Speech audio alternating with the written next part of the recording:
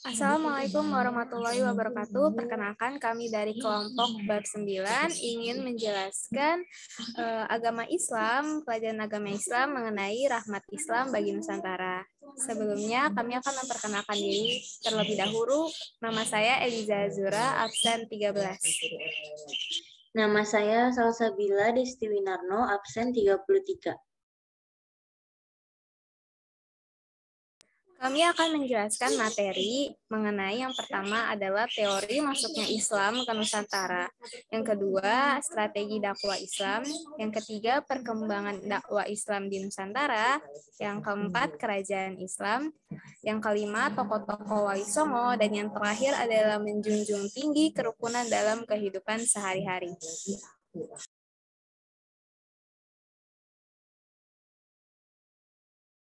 Yang pertama, teori masuknya Islam ke Nusantara.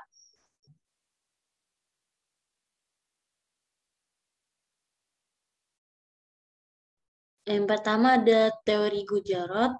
Islam dipercaya datang dari wilayah Gujarat, India, melalui peran para pedagang India Muslim pada sekitar abad ke-13 Masehi. Yang kedua ada teori Mekah. Islam dipercaya tiba di Indonesia langsung dari Timur Tengah melalui jasa para pedagang Arab Muslim sekitar abad ke-7 Masehi. Yang ketiga ada teori Persia. Islam tiba di Indonesia melalui peran para pedagang asal Persia yang dalam perjalanannya singgah ke Gujarat sebelum ke Nusantara sekitar abad ke-13 Masehi.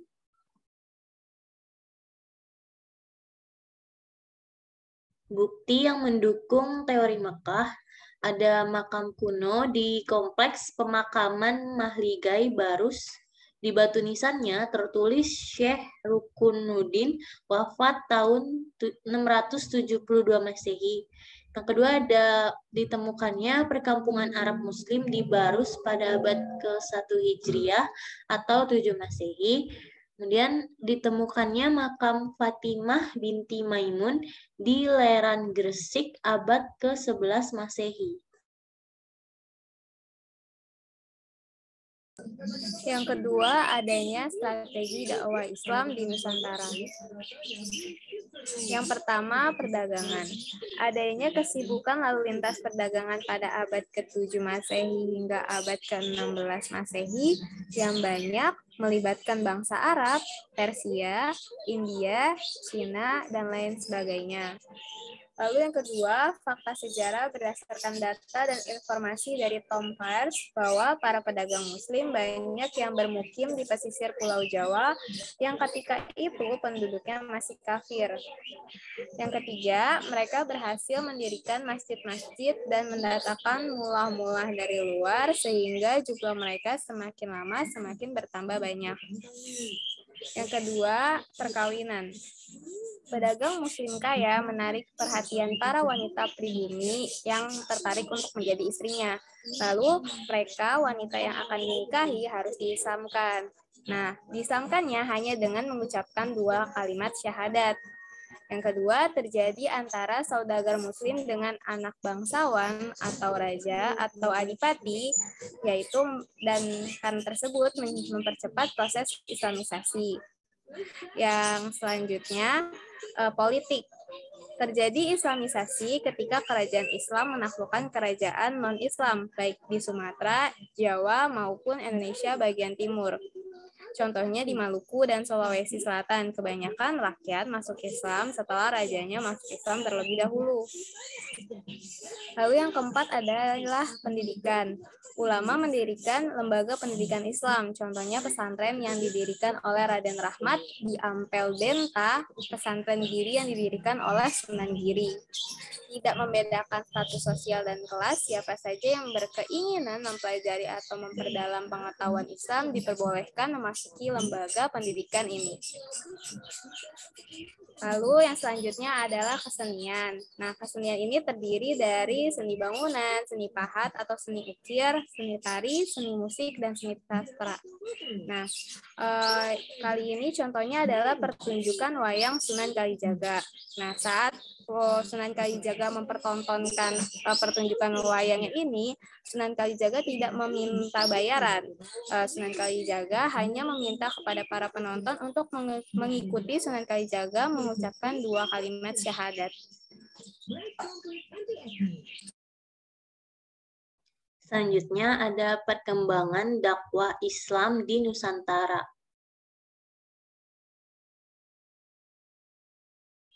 Yang pertama ada perkembangan Islam di Sumatera. Tempat mula-mula masuknya Islam di Pulau Sumatera adalah pantai barat Sumatera. Buku-buku sejarah menyebutkan perkembangan agama Islam bermula dari Pasai, Aceh Utara. Islam datang ke Pariaman, Sumatera Barat, dari Pasai melalui laut pantai barat Pulau Sumatera. Bukti bahwa Islam diterima oleh masyarakat Sumatera Barat dengan istilah yang mengadakan adat bersendi syara bersendi kitabullah. Kemudian yang kedua ada perkembangan Islam di Pulau Jawa. Agama Islam masuk ke Pulau Jawa kira-kira abad ke-11 Masehi, dibawa oleh para pedagang Arab dan para mubalik dari Pasai. Di Jawa Tengah, penyiaran agama Islam berpusat di Demak. Penyiaran agama Islam di Pulau Jawa dilakukan oleh para wali yang berjumlah 9 yang dikenal dengan Wali Songo.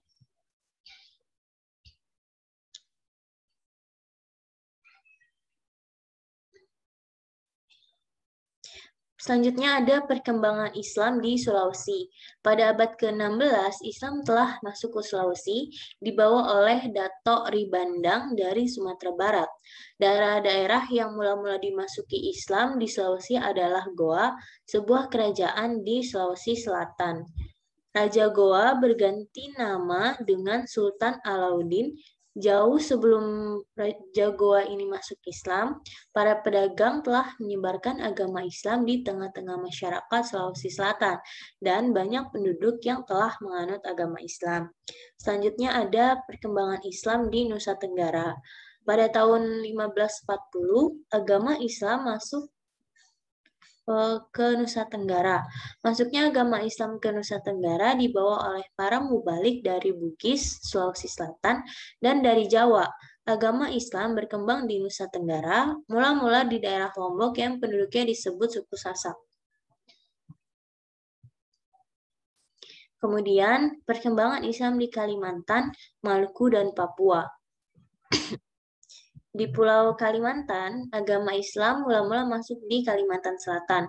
Pembawa agama Islam ke Kalimantan Selatan adalah para pedagang Arab dan para mubalik dari Pulau Jawa. Kemudian abad ke-15, antara tahun 1400 sampai 1500, Islam telah masuk dan berkembang di Maluku. Pedagang yang beragama Islam dan para ulama banyak yang datang ke Maluku sambil menyiarkan agama Islam. Kemudian perkembangan agama Islam di Papua berjalan agak lambat. Islam masuk ke Irian terutama karena pengaruh raja-raja Maluku, para pedagang yang beragama Islam dan ulama atau mubalik dari Maluku. Yang keempat yaitu kerajaan Islam. Yang pertama ada kerajaan Samudra Pasai yang ditunjukkan oleh gambar nomor 1. Yang kedua ada kerajaan Aceh yang ditunjukkan oleh gambar nomor 2. Yang ketiga ada kerajaan Demak yang ditunjukkan oleh nomor 3. Yang keempat ada kerajaan Pajang yang ditunjukkan oleh nomor 4. Yang kelima ada kerajaan Mataram Islam yang ditunjukkan oleh nomor 5. Yang keenam ada kerajaan Keraton Kasepuhan Cirebon atau kerajaan Cirebon yang ditunjukkan oleh nomor 6. Yang ketujuh ada kerajaan Banten ditunjukkan oleh nomor 7. Yang ke-8 ada kerajaan Makassar dan yang ke-9 ada kerajaan Ternate dan Tidore.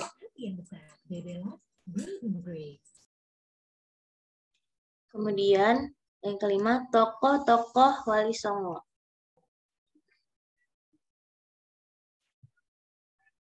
Yang pertama ada Maulana Marik Ibrahim, nama lainnya adalah Maulana Maghribi, yang pusat kegiatannya di Gresik, Jawa Timur. Yang kedua ada Sunan Ampel atau Ngampel, nama kecilnya Raden Ahmad, yang berkedudukan di Ngampel, Surabaya. Ketiga ada Sunan Giri, nama aslinya Raden Paku, pusat kegiatannya di Bukit Giri, Gresik. Yang keempat ada Sunan Bonang, nama kecilnya adalah Makdum Ibrahim, putra Raden Rahmat yang berkedudukan di Bonang dekat Tuban. Yang kelima ada Sunan Derajat, nama kecilnya adalah Malik Muni, yang juga merupakan putra dari Raden Rahmat. Pusat kegiatannya di daerah Derajat, yaitu antara Gresik dan Tuban. Yang ketujuh, kemudian ada Sunan Kalijaga yang nama aslinya Joko Said. Pusat kegiatannya di Kadilangu, Demak. Kemudian ada Sunan Gunung Jati atau Syarif Hidayatullah, berkedudukan di Gunung Jati, Cirebon. Yang kedelapan ada Sunan Kudus yang berkedudukan di Kudus. Dan yang terakhir ada Sunan Muria yang berkedudukan di Gunung Muria dekat Kudus.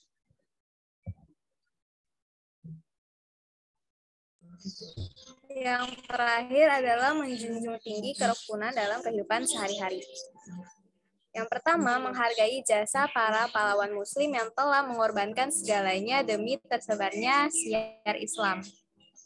Lalu yang kedua, berusaha memahami dan menganalisis sumber-sumber sejarah untuk mendapatkan informasi terkini dan valid mengenai sejarah Islam, mengingat terbatasnya sumber dan data perdebatan para pakar tentang validitas data sejarah. Yang ketiga, meneladani sikap dan perilaku para tokoh teladan pada masa permulaan masuknya Islam yang mengedepankan cara damai. Yang keempat, menjadikan semua aktivitas dalam hidup seperti pernikahan, perdagangan, kesenian, dan lain-lainnya sebagai sarana syiar Islam dan dakwah. Lalu belajar dari para tokoh penyebar Islam di Indonesia dengan prinsip-prinsipnya yaitu sebagai berikut.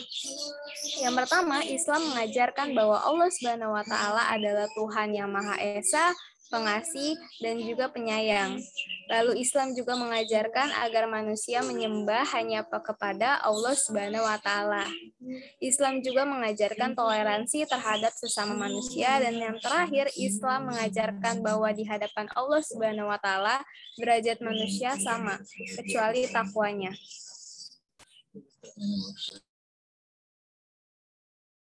Dalil pentingnya belajar sejarah. Ihdinas siratal mustaqim, siratal ladzina an'amta 'alaihim ghairil maghdubi 'alaihim waladdallin.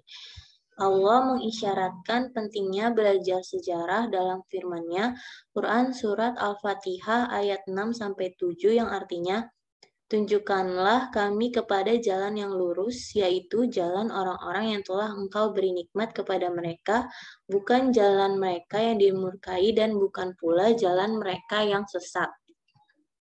Dalam ayat ini, Allah memerintahkan umat manusia untuk meneladani jalan lurus yang ditempuh oleh orang-orang yang mendapat nikmat dan menghindari kesesatan orang yang dimurkai.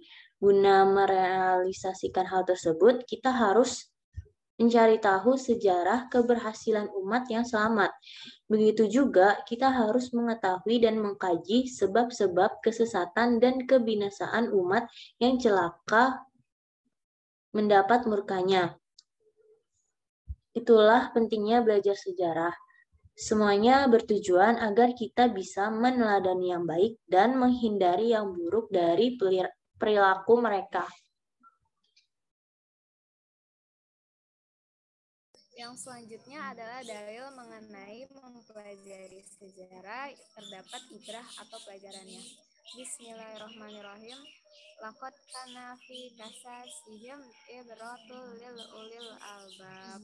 Ma kana hadisai yuftara walakin tasdikal ladzi baina yadayhi wa tafsila kulli syai'in wa hudaw wa rahmatan liqaumin yu'minun.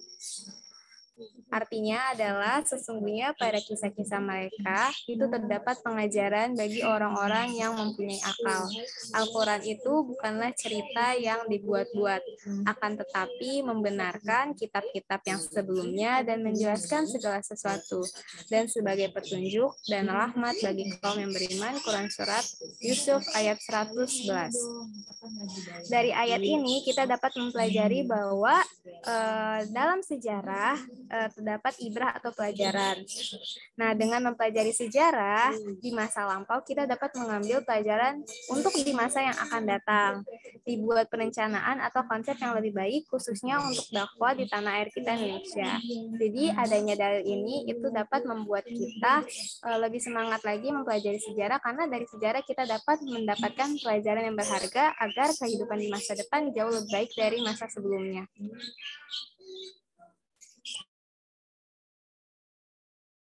Sekian presentasi dari kelompok kami, kurang lebihnya mohon maaf. Wassalamualaikum warahmatullahi wabarakatuh.